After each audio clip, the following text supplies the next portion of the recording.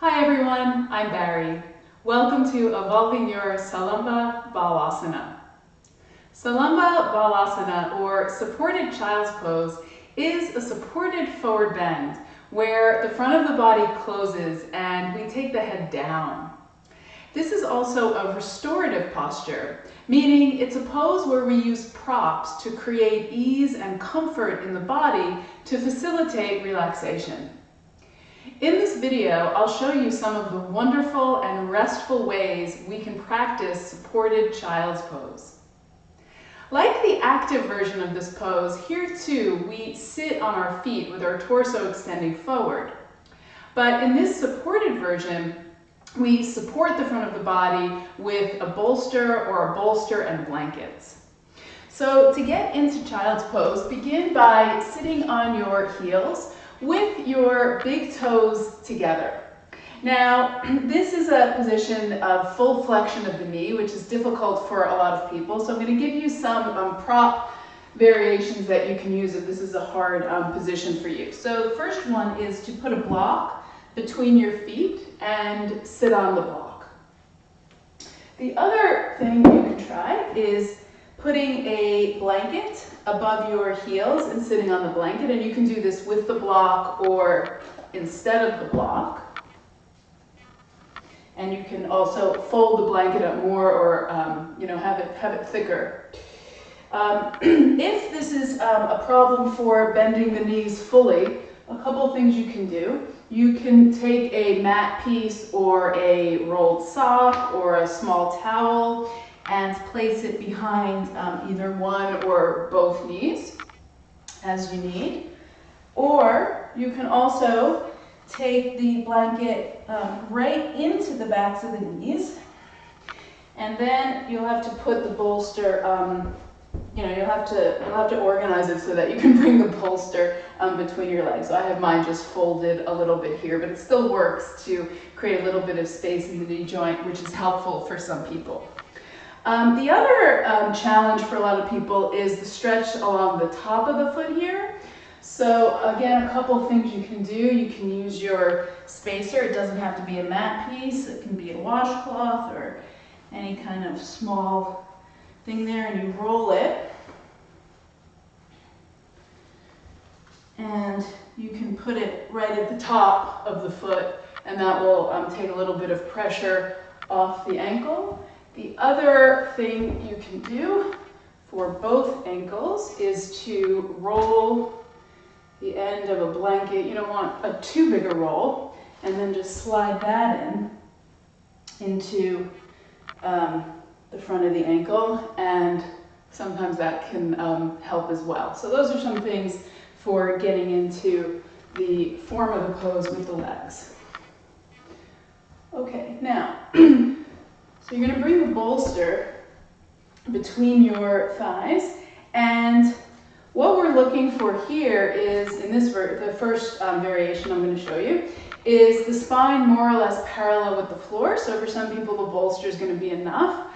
For some you'll need a folded blanket or two, or maybe even a second bolster, depending on how big your bolsters are as well. And then you come forward like this, and you can turn your head to one side.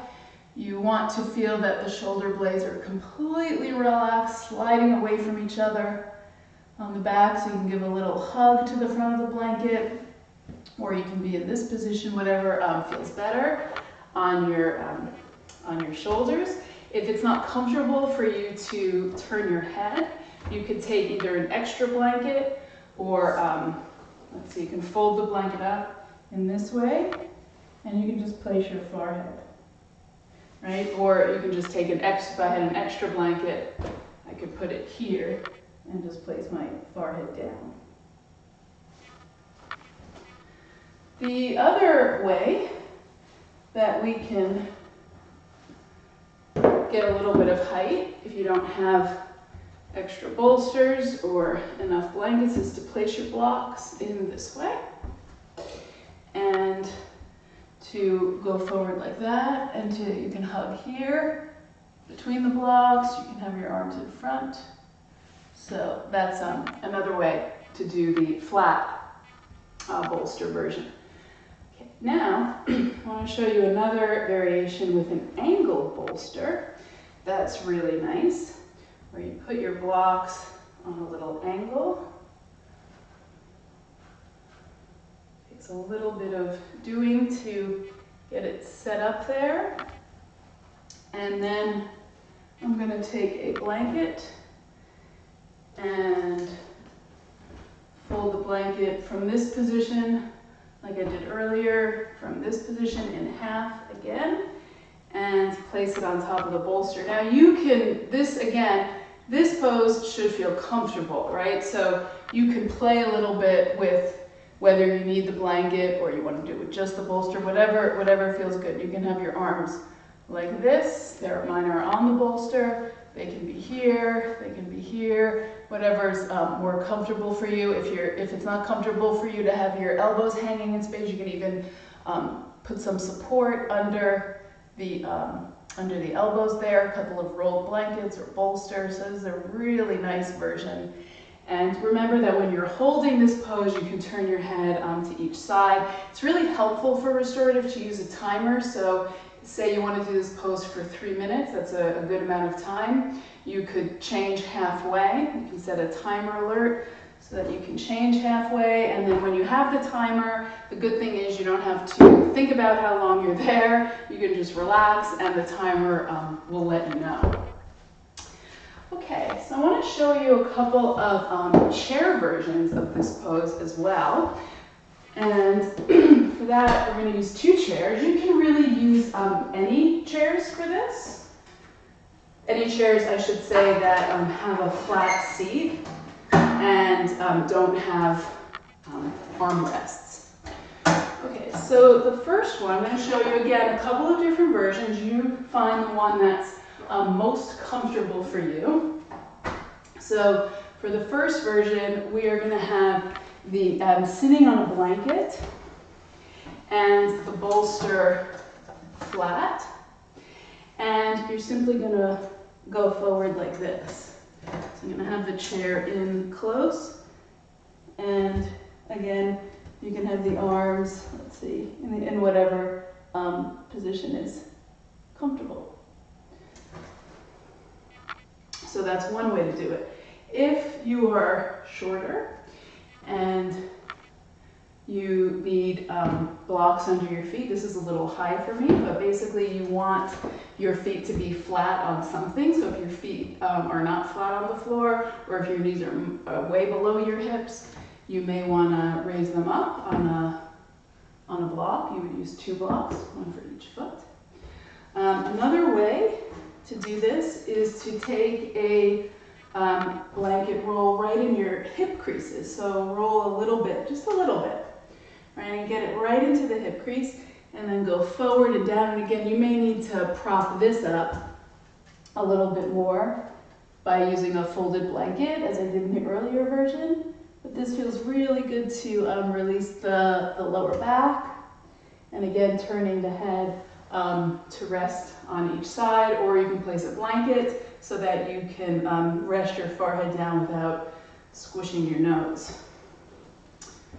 Okay, so those are some 2-chair versions. I have one more 2-chair version I want to show you. And for that, you're going to need either another rolled mat or a piece of a mat. So you'll place your mat piece on the chair and place your blanket, place your bolster in this way. And I'm going to use the block to support the bolster as well. And again, you want to bring in the chair close so that it is supporting your belly. And you may or may not wish to use a folded blanket. You can try, see what's most comfortable for you. So here, we can hold here, we can hold here, we can hold here. Whatever is comfortable. You can even rest your forehead on folded arms if that is comfortable for you. So we've looked at a bunch of different ways of doing supported child's pose to rest in comfort and take your awareness inside. We first looked at a bunch of possibilities for getting the lower body comfortable. So the spacer in the back of the knee, the blanket over the heels, block between the feet. We looked at the roll or the rolled blanket under the front of the ankles for their comfort. And then we looked at flat bolster, bolster with blanket. That's the spine parallel with the floor version. We looked at the 2 blocks with the bolster on top as well. And then we did the 2-chair version, first with the bolster flat and here with the bolster angled. So those are some ways to evolve your salamba balasana.